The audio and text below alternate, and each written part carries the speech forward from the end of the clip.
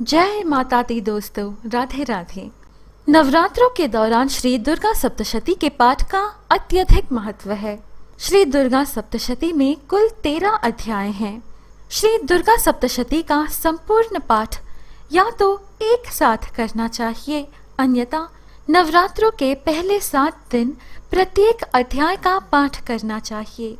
जैसे कि नवरात्रों के पहले दिन श्री दुर्गा सप्तशती के पहले अध्याय का, दूसरे दिन श्री दुर्गा सप्तशती के दूसरे एवं तीसरे अध्याय का और तीसरे नवरात्र पर चौथे अध्याय का पाठ करना चाहिए। इस तरह सप्तमी तिथि तक श्री दुर्गा सप्तशती का संपूर्ण पाठ हो जाता है। हम इन नवरात्रों में हर दिन जिन अध्यायों का पाठ करना चाहिए उन्हें वीडियो के रूप में प्रस्तुत कर रहे हैं। आज नवरात्रों का 5वां दिन है। इस दिन दुर्गा सप्तशती के 9वें और 10वें अध्याय का पाठ किया जाता है। पहले 3 अध्यायों में देवी के प्रादुर्भाव का वर्णन और महिषासुर और उसकी सेना का वध का वर्णन मिला है। महिषासुर और उसके संपूर्ण सेना के वध से सभी देवता अत्यंत प्रसन्न हो देवी भगवती की स्तुति करने लगते हैं। भगवती की स्तुति का वर्णन हम चौथे अध्याय में पाते हैं। फिर 5वें, 6ठे, 7वें और 8वें अध्याय में माँ काली के अवतार का वर्णन मिलता है। आज हम 9वें और 10वें अध्याय का पाठ कर रहे हैं। इसमें शुंभ निशुंभ के वध का विवरण है। दुर्गा सप्तशती के अलग अलग अध्यायों का अपना अपना महत्व होता है। जैसे कि 9वां अध्याय गुमशुदा की तलाश, हर प्रकार की कामना एवं पुत्र आदि के लिए। बहुत से लोग जो घर छोड़ जाते हैं या खो जाते हैं, यह पाठ उनके लौटने का साधन बनता है। 10वां अध्याय अच्छे पुत्र की कामना रखने वाले या बच्चे गलत रास्ते पर चल रहे हो तो यह पाठ पूर्ण फलदायी है। भक्तों, हमेशा की तरह जय माता दी लिखकर कमेंट अवश्य करें और वीडियो अच्छी लगने पर लाइक करना ना भूलें। और यदि आपने अभी तक हमारे चैनल को सब्सक्राइब नहीं किया है तो यही अवसर है, अभी सब्सक्राइब कर दें। कहिए जय माता दी, लिखिए जय माता दी। रक्त बीज के मारे जाने पर और अपनी बहुत बड़ी सेना का इस प्रकार सर्वनाश होते देखकर शुंभ और निशुंभ का देवी से घोर युद्ध होने लगा और वे दोनों असुर इस प्रकार देवी पर बाण फेंकने लगे जैसे मेघों से वर्षा हो रही हो। उन दोनों के चलाए हुए बाणों को देवी ने अपने बाणों से काट डाला और अपने शस्त्रों की वर्षा से उन दोनों दैत्यों को चोट पहुंचाई। देवी ने अपना शंख बजाया और धनुष के टंकोर का भी अत्यंत दुस्सह शब्द किया। साथ ही अपने घंटे की शब्द से, जो कि संपूर्ण दैत्य सेना के तेज को नष्ट करने वाला था, संपूर्ण दिशाओं में व्याप्त कर दिया। इसके पश्चात देवी के सिंह ने भी अपनी दहाड़ से, जिसे सुन बड़े बड़े बलवानों का मद चूर चूर हो जाता था, आकाश, पृथ्वी और 10 दिशाओं को पूरित कर दिया। फिर आकाश में उछलकर काली ने अपने दांतों तथा हाथों को पृथ्वी पर पटका। उसके ऐसा करने से ऐसा शब्द हुआ जिससे कि उससे पहले के सारे शब्द शांत हो गए। फिर शुंभ के छोड़े बाणों को देवी ने और देवी के छोड़े बाणों को शुंभ ने अपने बाणों से काट सैकड़ों और हजारों टुकड़ों में परिवर्तित कर दिया। इसके पश्चात जब चंडिका ने क्रोध में भर शुंभ को त्रिशूल से मारा तो वह मूर्छित होकर पृथ्वी पर गिर पड़ा। जब उसकी मूर्छा दूर हुई तो वह धनुष लेकर आया और अपने बाणों से उसने देवी काली तथा सिंह को घायल कर दिया।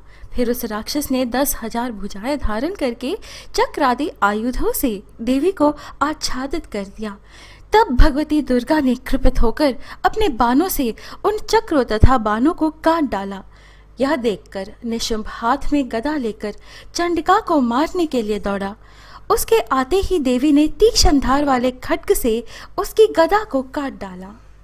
निशुंभ आता देखकर चंडिका ने अपने शूल से उसकी छाती पर प्रहार किया और उसकी छाती को चीर डाला।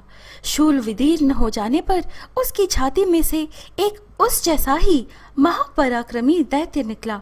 उसको देखकर देवी ने बड़े जोर से ठहाका लगाया। अभी वह निकलने भी ना पाया था कि उसका सिर अपनी तलवार से काट डाला। सिर के कटने के साथ ही वह पृथ्वी पर गिर पड़ा।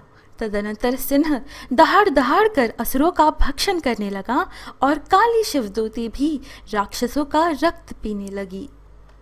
अपने प्यारे भाई को मरा हुआ तथा सेना को नष्ट हुई देखकर क्रोध में भरकर दैत्यराज शुंभ कहने लगा, दुष्ट दुर्गे, तू अहंकार से गर्व मत कर, क्योंकि तू दूसरों के बल पर लड़ रही है। देवी ने कहा, हे दुष्ट, देख मैं तो अकेली ही हूँ। इस संसार में मेरे सिवा दूसरा कौन है? यह सब मेरी शक्तियां हैं। तब देवताओं तथा राक्षसों के देखते ही देखते देवी तथा शुंभ में भयंकर युद्ध होने लगा। अंबिका देवी ने सैकड़ों अस्त्र शस्त्र छोड़े। उधर दैत्यराज ने भी भयंकर अस्त्रों का प्रहार आरंभ कर दिया।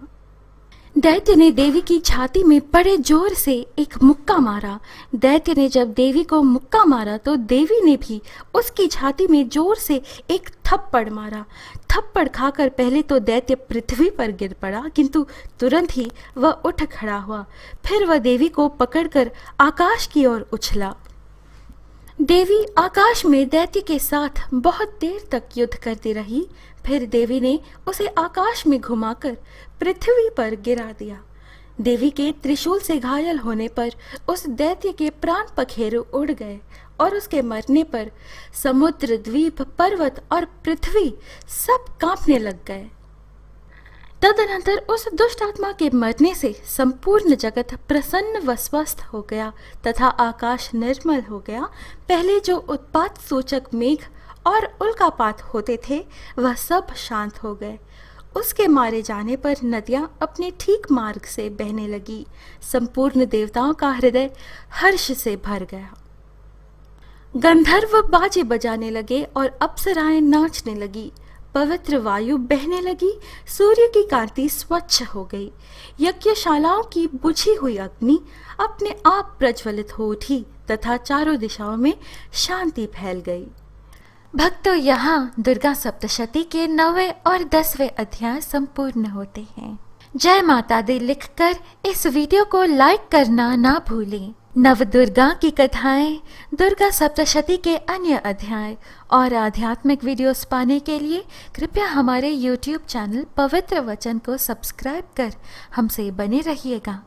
अभी मुझे अनुमति दीजिए, जल्द मिलेंगे अगली वीडियो में। जय माता दी।